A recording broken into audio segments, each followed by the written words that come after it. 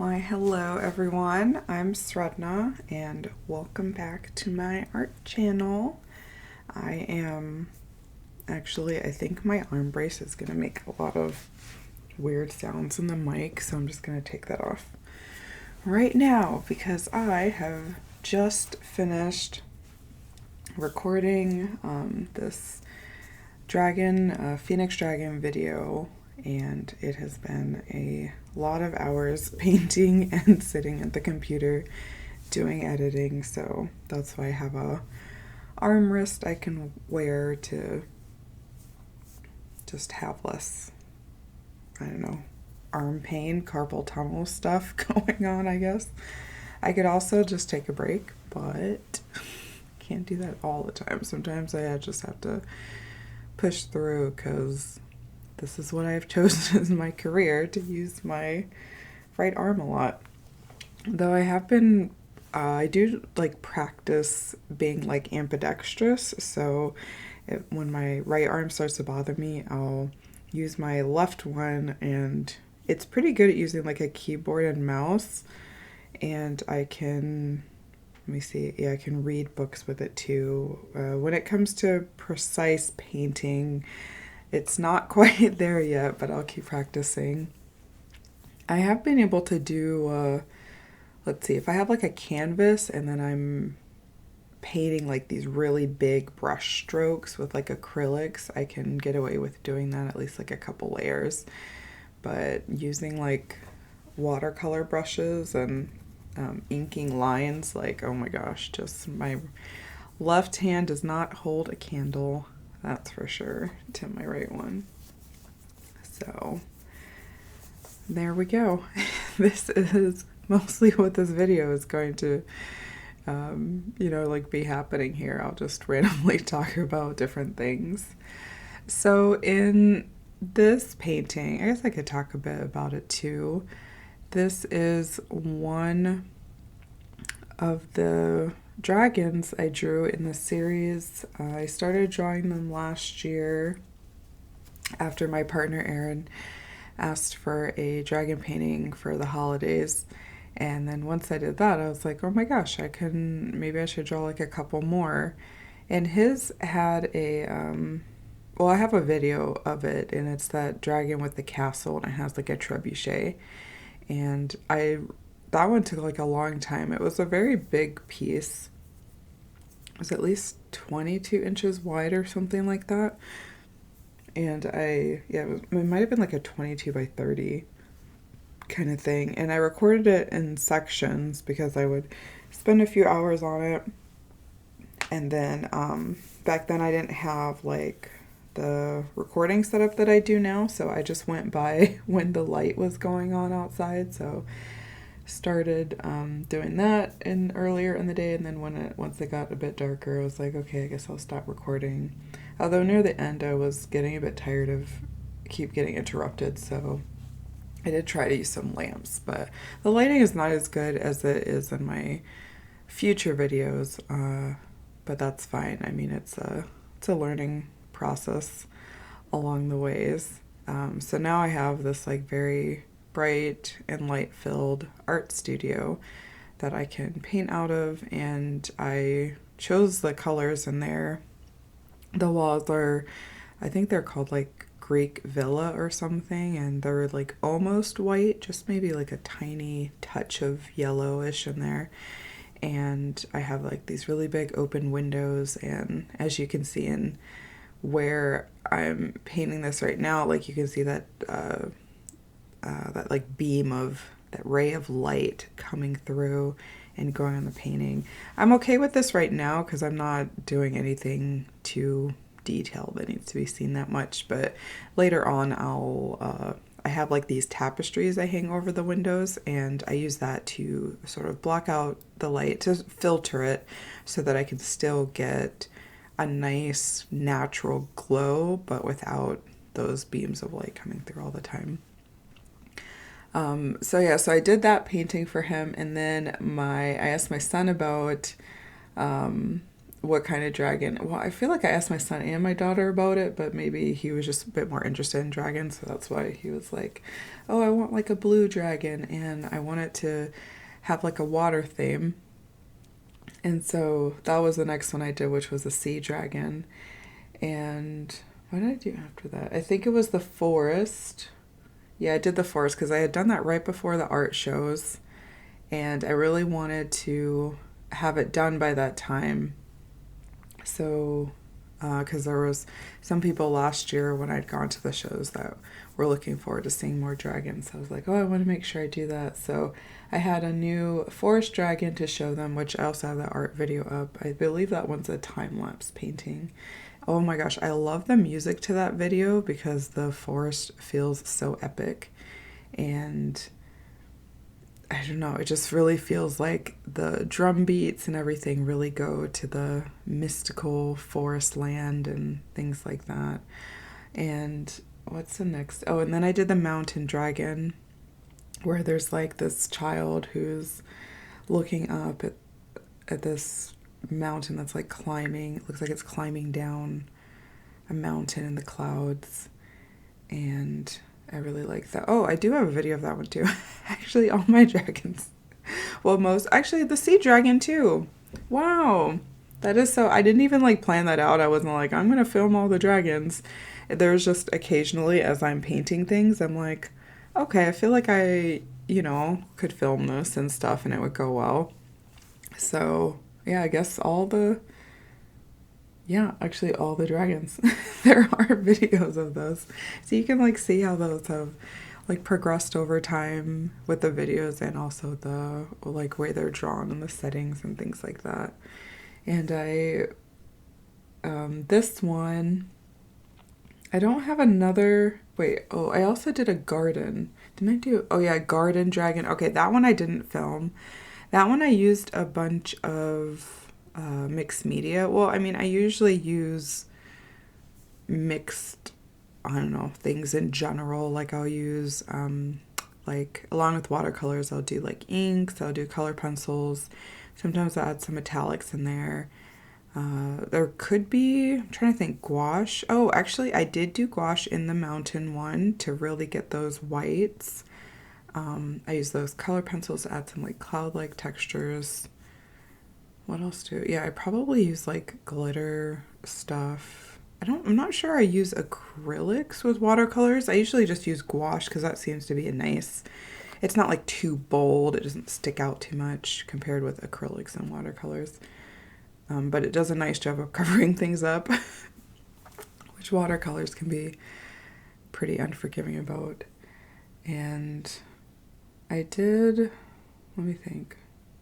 Yeah, okay, so I was talking about the mixed media. Okay, so then the garden dragon, I also added, wow, it would have been nice to like bring some water up here.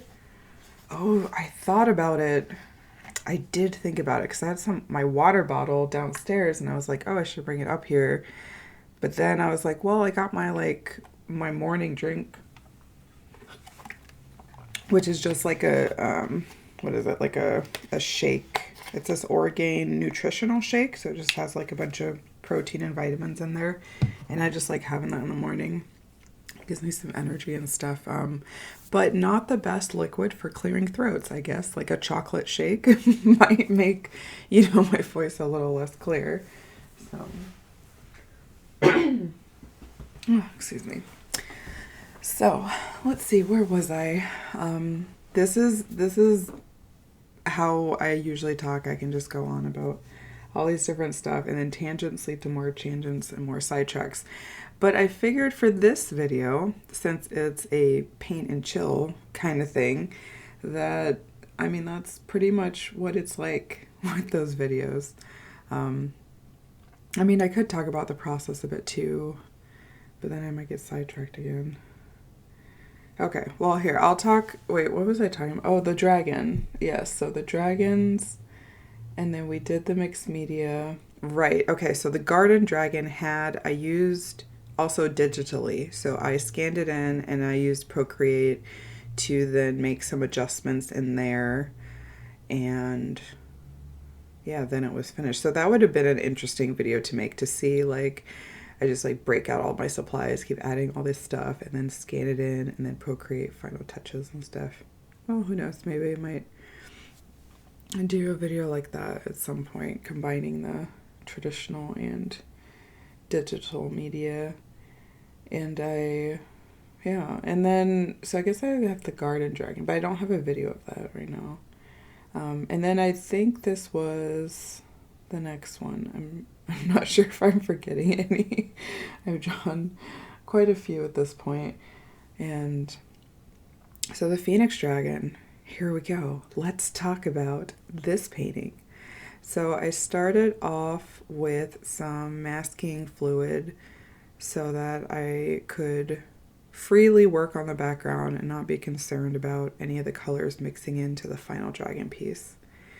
This background, so I'm very interested in vintage textures, wallpapers, old ancient things. So to prepare for the painting, I looked through these like old manuscripts from BC eras, and they would draw dragons in there too, and they used a lot of like repeating patterns and shapes to make their drawings, probably because the brushes they had, that I don't even know if they used, what kind of brush they would even use for their thing or their drawing, or if they used a pen of some sort or a quill or ink and whatever they had at their disposal. So a lot of their stuff was repeating patterns.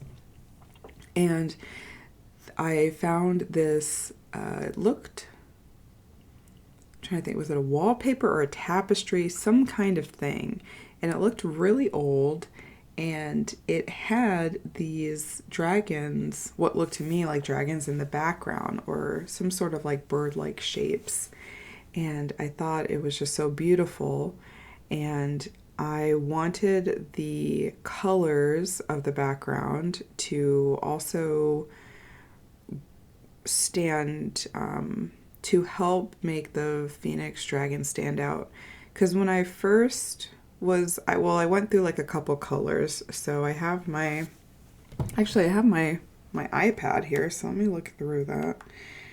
And I can see where this all began. Because usually these paintings have, I mean, it's not just I just sat down and like did it. I probably been thinking about it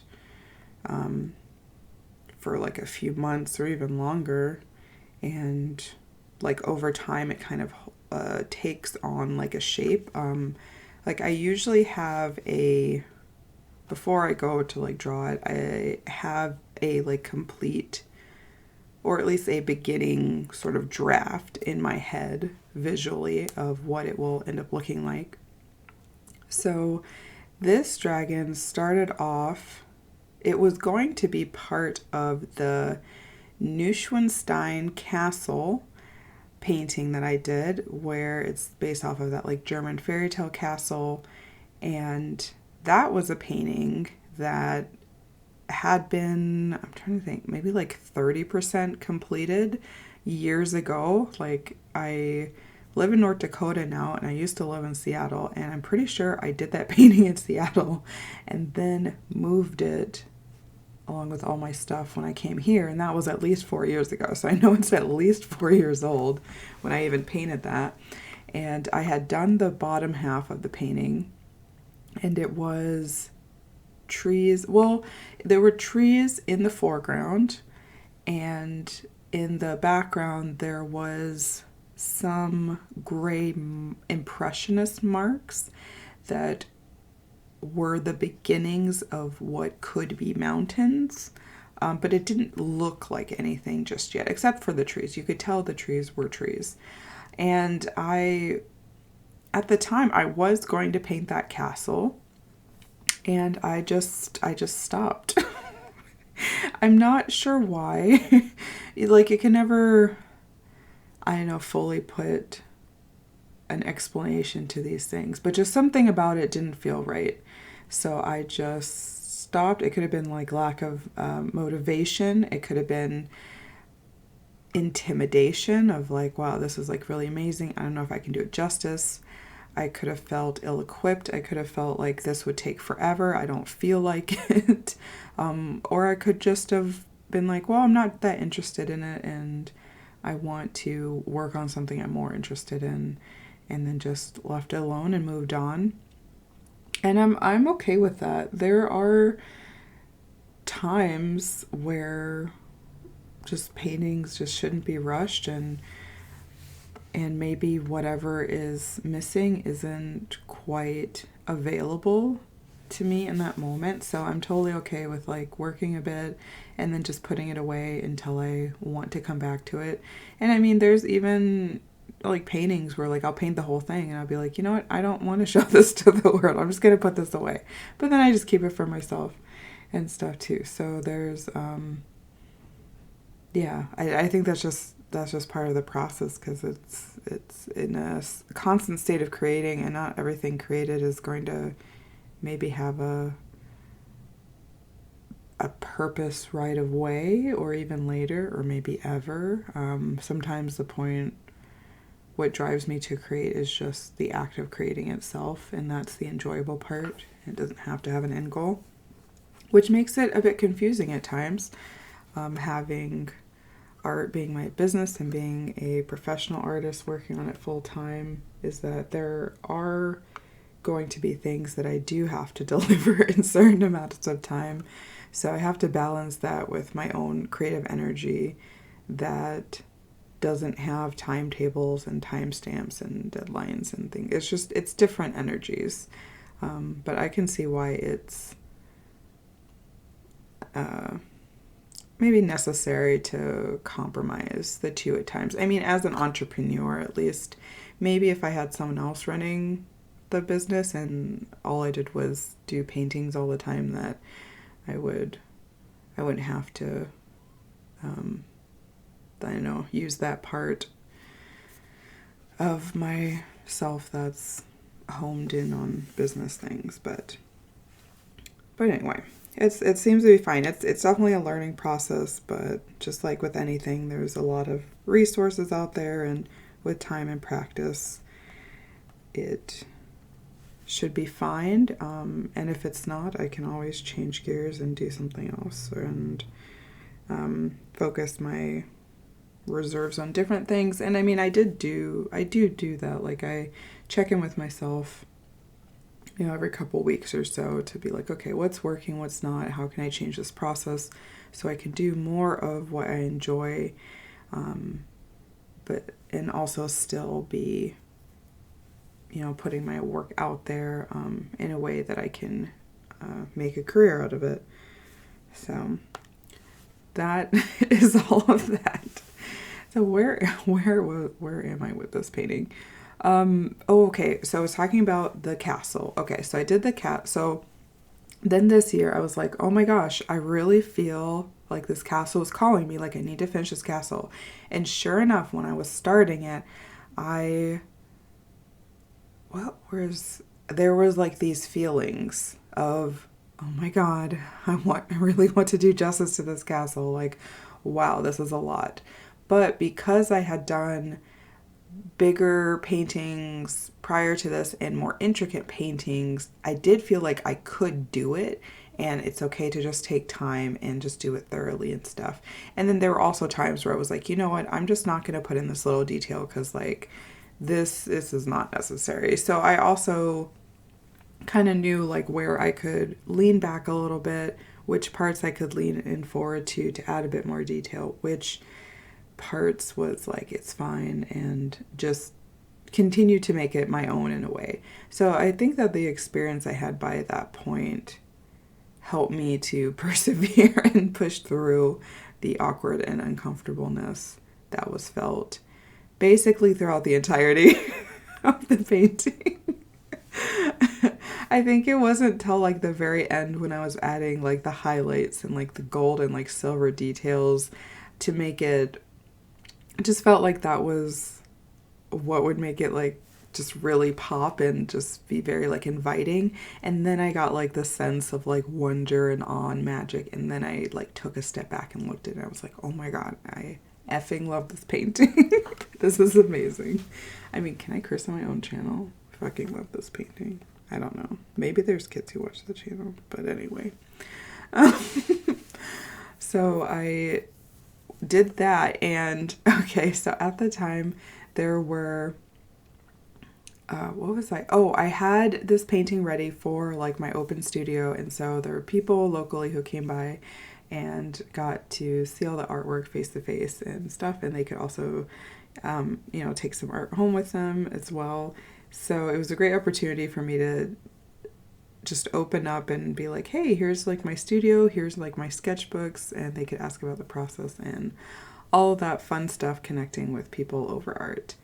And so I had like the painting on display, and then, oh yeah, someone ended up using, I think it was someone who made the brochure for this event that really was enjoying it and then wanted to take a picture of me in like a pose of like painting it and stuff. So I thought that was pretty cool. And also okay, here's how often my mind changes as an artist. But I was telling people that I was going to put a dragon on the side of the painting. I was like, okay, here's the castle on this side. You know, there's going to be a dragon over here. And I really thought it would look good with it. So I was like, okay, like I'm going to make this dragon. It's going to go right here. And then the time came to put the dragon over the top of this lovely painting I made. And I just could not. I was like, I can't. Like, this is too far. It was one of those moments in making a painting where it's like, do I add more? Do I add less? Can I, you know, take something away? Do I stop? Like, where am I? And I really felt that if I tried to add a dragon to this castle painting, that I would have wanted to remove it. And usually that is my point where I know that I've, like the painting is done. Like usually I go overboard and add stuff, and then I'm like, oh no, take that away, and then I know I'm done. I'm like, no, anything I add, I'll just want to like remove from there. So I just could not bring myself to paint over top of what I thought was already like amazing. So I was like, you know what, this is a good stopping point. This is going to be a castle painting. And then after that I was like, so for my dragon, then maybe I should, I think that was a thing too. Like the dragon would have been competing with the castle. So it's like, which one do you look at? And I really, you know, wanted the focus to be on the castle too. So then when I was working on thinking about this dragon, I had already kind of figured out like some colors I was going to use. So I thought, well, for this kind of dragon, you know, do I want like feet or not? Do I just want it to be kind of like a serpentine body? And what like colors do I want it to be? So I'm trying to think, I'm looking through my old sketches here. What do I have?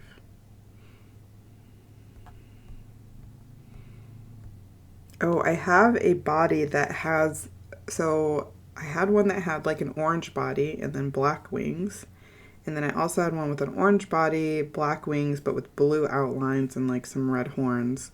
And then I turned the colors into a variation of yellows, oranges, and reds. And that seemed to hit the sweet spot for what I was going for. And I just love like the Phoenix colors too. So I did that. Oh, and then as far as like the body shape goes, I looked at a ton of different animals and had different ideas of which body parts I'm going to use from these creatures. Oh my gosh. And that reminds me that even before I even started this, I had bought a couple books about like dragons and drawing like mystical creatures, and I was looking through those for the ideas, like, oh, what would it be like?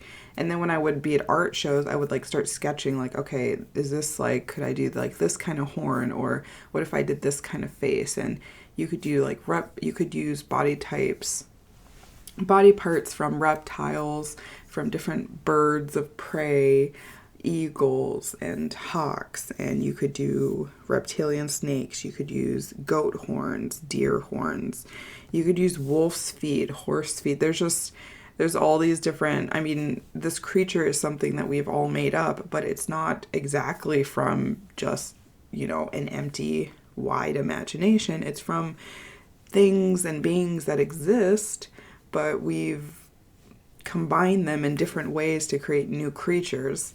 So I looked at all of those, and let's see, what did I do? Oh, I was going to do sort of a wolf. What was I going to do? Oh, yeah, like a wolf body. And that would have been, what is that creature? Oh, like a griffin. Those griffins have very, what would you say? Like statuesque bodies. They're very strong. They do look very, like, I guess horse-like, or you could say like the body of a lion with like those big paws and like the fur, but then they have these like very like wide wings and eagles' beaks and things like that. And they might have a tail, maybe something. It might look like a lion tail, or maybe sometimes they don't. I guess it depends who draws them. And so I just experimented with a lot of stuff. Oh, I even experimented with making the body a bit more slender, like a lizard, and then having like claws like lizards do. And my gecko Kara is a great example of inspiration for me, because in this one it's actually more of her face. Like, she's a leopard gecko, and in this painting is what the shape of her face kind of looks like. It's like a bit like bumpy there, and it's kind of like this long shape. And then I liked the serpentine body. I like that sort of snake-like form, curves with the scales. And I did that in, let me see, the mountain dragon. Well, I gave the mountain dragon butterfly wings, but it also did have scales. And I forget if it had claws or not. I don't know. Oh, and then the forest dragon, I based it off of almost like a fox. So it was kind of like fluffy. It had like that big, like floofy tail. And those creatures did have, yeah, and then like the arms and legs were fox-like as well. The sea dragon one is based off of what is that? It's a water creature. It has like a name, a horse in there. Horse dragon? Is that? I don't even know what's real or not anymore. Oh my gosh, why? I'm just blinking. Sea dragon? No, that's what I made. Okay, but anyway, it's based off of a sea creature. And then, yeah, this one that is more of like a snake. Oh, and then the eagle wings. Oh, and then the deer horns. So I was very excited about the deer horns. And then those sort of tendrils leading off of the like neck and end of the tail. I'm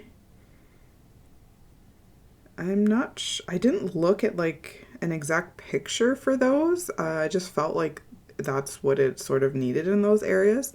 But it might have come from, what does it remind me? Oh, it reminds me of anemone.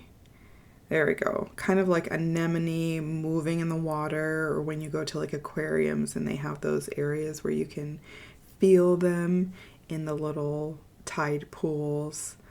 That sort of thing. So that's where that likely comes from. It really, when I look at it does remind me of it. And then the colors, I was drawn to the macaw.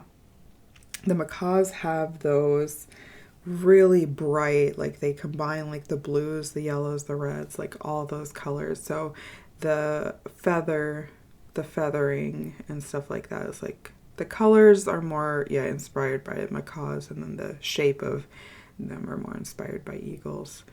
So all in all, we have this fantastical creature that is an amalgamation of many different kinds of animals and species. And there we go. And I was, when I was painting this, I looked at what was it? The background, and okay, so because now we've come maybe full circle here. So I knew the colors of the dragon would be these yellows and oranges and reds, and so I wanted the background to really make that stand out. So I decided to use a like kind of like these darker colors, like you can see the darker blue, and then some bright but kind of muted things. Like it's not that much color going on in the background. It's really just like 2 or 3 colors there. And I did this on my iPad first so that I could see what the colors would look like for the final product, and kind of play around with different ways of doing it. And so yeah, so once I knew that, okay, those are the colors I want to go for, then I painted the background in this really beautiful indigo tone, and making sure that there was masking fluid on the dragon to cover it first. And then once those layers dried, I was like, oh wait, the background is dark.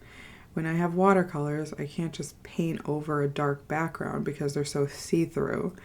So, but then I was like, wait a second, I have the perfect medium for this.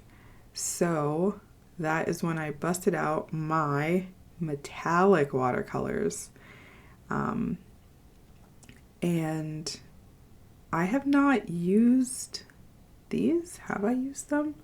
I haven't used them in like a painting I've done.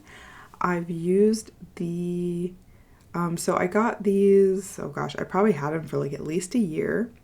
And then when I got them, I played around with them a little bit, did like a couple sketches.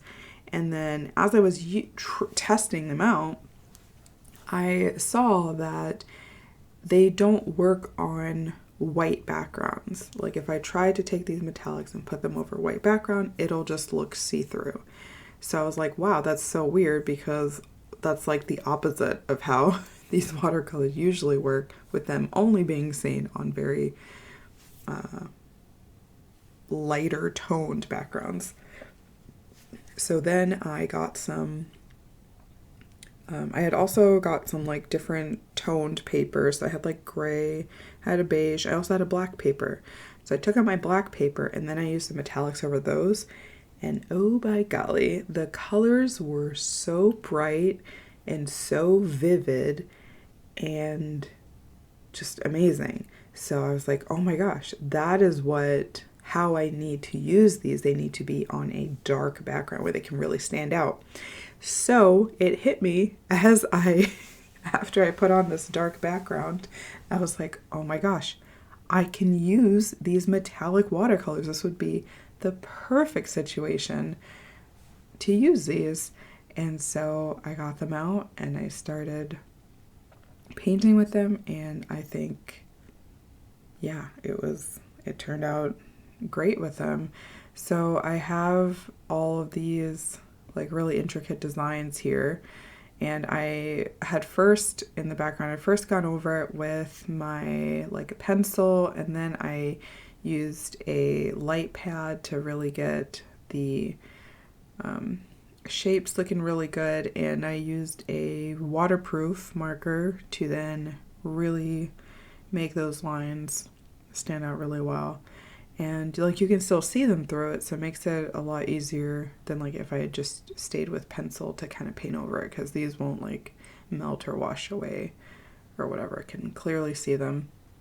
And maybe it's my love of like comic books and all that, but I do really like outlines. I like knowing where these things are going to go, or having like a distinct placement for where something stops and ends. And I always find that kind of funny because in like the way we view things and as we go through the world, there's not hard lines. It's more of shadows is what creates that image of this thing has stopped here, this building has ended here. But when it comes to comics, there are a whole lot of lines, and I just always have loved that style, and I can't help, I guess, but use it in my regular work. Although I did try in a more recent painting, I believe it is in my shop right now, Dreamy Cottages. And for that one, I think I just had a pencil. I had done the pencil sketch, and this was on this like that beige tonal paper, so that was fun to experiment with. And I really relied on darkening areas and lightening areas to sort of tell where things stopped and ended. So I'm trying to think. I don't think I did use... I actually did not use any marker in that one, or inks, which I like almost always do with watercolors. So that was interesting. I don't do it with acrylics really, because the acrylics, like, they just go right over top of my lines. So I find trying to sketch on like a canvas and then paint it in with acrylics would just be time consuming and kind of wasteful, because you can't see my sketches anyway, and I tend to spend a lot of time on my sketches because I do really love them. Although sometimes I've had to tell myself to kind of lean back a little bit when it comes to the sketch, because I might, or at least the initial one, because I might want to add more things to it once I actually get the paper in front of me, and I don't have to do all the sketching on the iPad. Basically, I can do like a rough sketch and then, add more details later. But anyway, so yeah, there is one painting I did with watercolor that does not have the outlines on there, and although I did darken, I did still use like a liner watercolor brush to emphasize some areas. So I kind of used it almost like a marker, but not like to the extent I usually do. So that brings me back to how this turned out. So after I did the marker outline, and then I did the dark blue wash in the background, and then I removed the masking fluid over top of the dragon. Although I'm sure I could have left it on longer, but I just get concerned about it eventually peeling off the colors or the paper, and I just didn't want to worry about that. I felt confident that I could paint around it using like these little brushes and strokes, as long as it wasn't just like a full bold color going over top the whole thing. So I took my time with this, and yeah, using those minimal colors. I think it's so fun how the background really starts to come to life, and you can really see the patterns and like stand out so much with these colors. And even like the gold really adds like a nice vintage quality to it.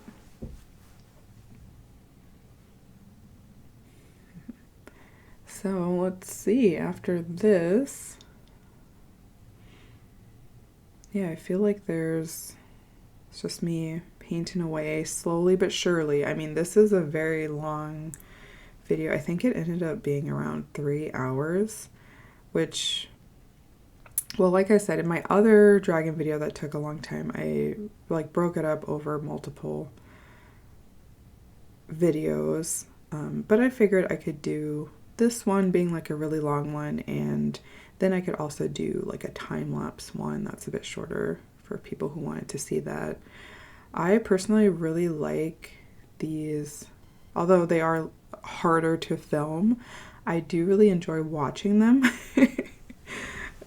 myself. Like I'll put on, because I mean, like I work from home and I'm drawing a lot, so it's nice to just sometimes have something playing on like another screen, where it's some sort of like process video. Like I like to watch other people painting.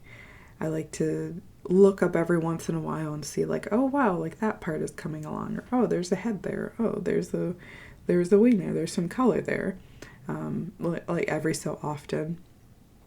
And I even like sometimes if I'm not really in the mood to hear a bunch of talking, I'll like mute the video and then I'll play like piano music in the background with my, I'm not going to say her name, but with the person who has the echo, and her name starts with an A. And then I'll tell her like to play the song, and then I can just kind of relax and watch it unfold. So I'm hoping that although this is a very long video, that you will enjoy it in maybe that way, as in like it could just be something playing in the background, or it could be a video to keep you company as you go through your own work day. I know there's a lot of people who work from home nowadays, and it's just kind of, I like hearing people's voices every once in a while just because I don't hear them every single day. When I did work in the office, yeah, I don't think I did that as much. When I came home, I would usually just wanted some peace and quiet, but yeah, but not seeing people or being around them as often during the workday. I'm like, yeah, it's nice every once in a while to just kind of hear what someone else is up to and doing, and kind of like that coworker, like a YouTube coworker, fellow artist coworker or something. Whether you're working on music or programming, you know, I don't know what other kinds of things, marketing, I guess could be accounting, writing a story, writing a book, a novel, crafting, knitting. I know there's all kinds of jobs people can be doing, and everyone loves, well, most people maybe love dragons, I'm sure. I mean, I feel like there's people who are more into them than others, but so far I haven't heard anyone be like, oh, dragons, gross, get them away. They just have such a endearing quality. Maybe it's their love of shiny gold. And maybe it's their tendency to hoard. Maybe it's their ancient wisdom and knowledge. Maybe it's the way every culture has made it their own, choosing to have them have, you know, like long flying forms that are more reptilian or more like stronger statuesque forms, and who have great wings and flap. I'm trying to think, are there really like bad dragons? I feel like whenever I guess there are movies where it shows them in like a bad light, but I feel like even the dragons who are kind of portrayed as villains and maybe like attacking people, they usually have some kind of reason, like maybe their home was encroached upon, or maybe people thought they could, you know, steal their eggs and sell them to the highest bidder. They always seem to be sort of like the last of their kind, or there's not many of them left, and they have like a lot of special gifts, and people use that and take advantage of them. So maybe for all those reasons, maybe us as people just relate to them a bit. I'm thinking about that Disney movie, oh, Raya and the Last Dragon, and oh, that was so great. I love the message in the story about everyone from different tribes finding ways to compromise and coexist peacefully. And the dragon there was so fun. She had such a vibrant personality and was so colorful. And she also helped out her friends. I like the dragon in The Witcher, the TV show, where, oh yeah, there was like a gold dragon, and he was like really rare, and he had turned or disguised himself as human at some point. It was basically like testing Geralt to make sure that he was a protector. He would be a protector of the dragons instead of a hunter like the others. And Geralt, being ever so respectful of all different kinds of species, did end up helping him out. So I like that one too. Other dragons.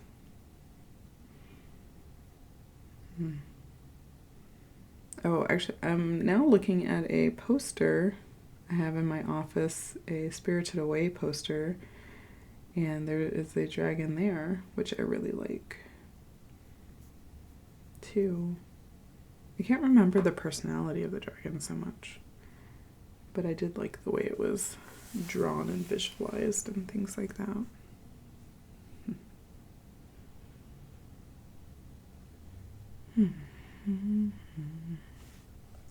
Well, everyone, I think that is,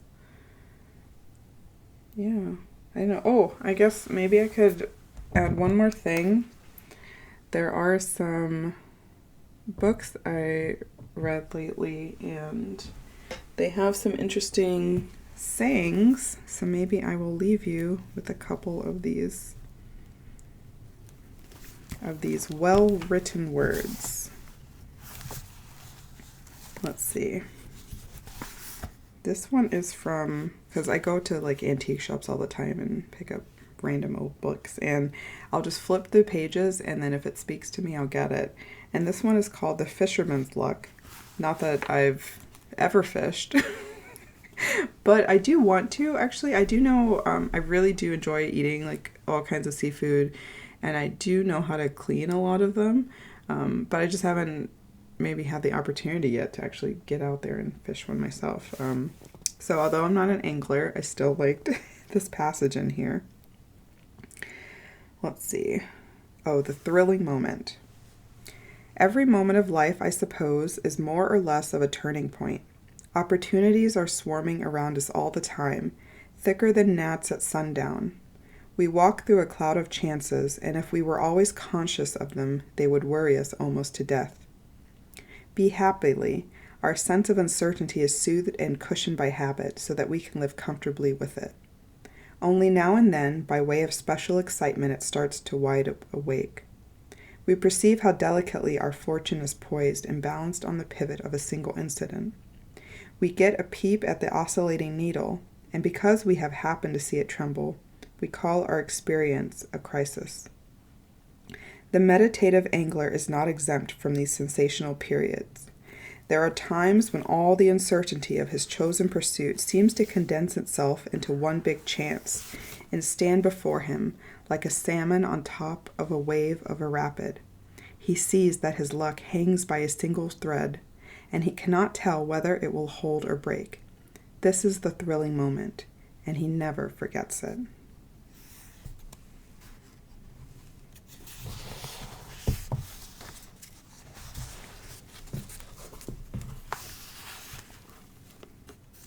And then there is this other passage I will read, and it's called A Wild Strawberry. A touch of surprise is essential to perfect sweetness. To get what you have been wishing for is pleasant, but to get what you have not been sure of makes the pleasure tingle. A new door of happiness is open when you go out to hunt for something and discover it with your own eyes. But there is an experience even better than that, when you have stupidly forgotten to look about you for the unclaimed treasures and unearned blessings which are scattered along the byways of life. Then sometimes, by a special mercy, a small sample of them is quietly laid before you so that you cannot help seeing it, and it brings you back to a sense of the joyful possibilities of living. And so I leave you with that, everyone, that sometimes it can be easy to just keep going through life and everything's, maybe going the same, and that peace and that tranquility is, I don't know, maybe taken for granted or something. But I hope you go out and have adventures and have fun and also enjoy the quiet moments and the blessings of life, I guess you would call it. There's what is it? I don't know. I could just go through times where I'm like really grateful for like the peace and calm, and then there's times where I'm just like, oh, I just like want to get out and go explore. And